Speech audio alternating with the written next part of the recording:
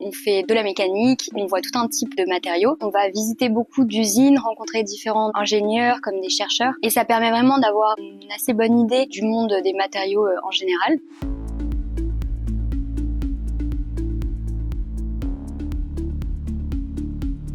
Je m'appelle Laura Lamant, je suis en dernière année à Mines Paris PSL, je fais le cycle ingénieur classique dans l'option mécanique et matériaux. Je m'appelle Quentin Selam, je suis en dernière année à l'école Mines Paris PSL, en option mécanique et matériaux. Je suis Mathias Trébuchet, je suis en troisième année à Mines Paris PSL et moi je suis un étudiant en voie spécialisée, c'est-à-dire que je suis rentré en troisième année depuis l'ESPCI.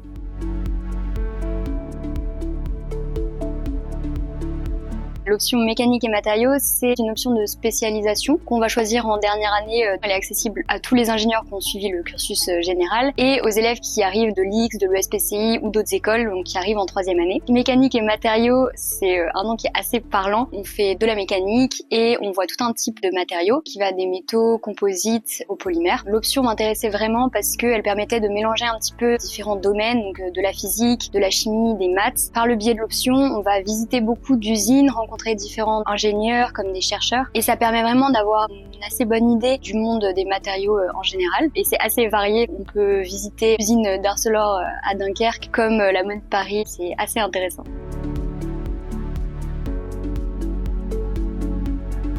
Le mini-projet, c'est une spécificité de cette option et c'est une grande chance de pouvoir travailler dans une entreprise partenaire sur une réelle problématique industrielle. Donc moi, dans mon cas, j'étais au CEA, j'ai travaillé sur la partie mécanique et études du vieillissement des backsheets sur des panneaux solaires. Donc c'est un sujet avec un enjeu assez important. Et ce qui était super intéressant, c'est d'être encadré avec des chercheurs et des ingénieurs et qui nous ont formés et qui nous ont montré les processus. Et pour nous, c'était l'occasion de découvrir les métiers, de poser plein de questions et aussi un peu de se projeter en cas de stage, de thèse ou de CDI. Pour moi, ce que ça m'a apporté, c'est surtout la proximité avec l'entreprise, de vraiment plonger en immersion, un peu comme un stage, mais ici condensé sur une semaine. Et ça, je trouve que c'est une chance incroyable, là, non seulement de visiter, mais aussi d'être actif dans ce qu'on avait fait.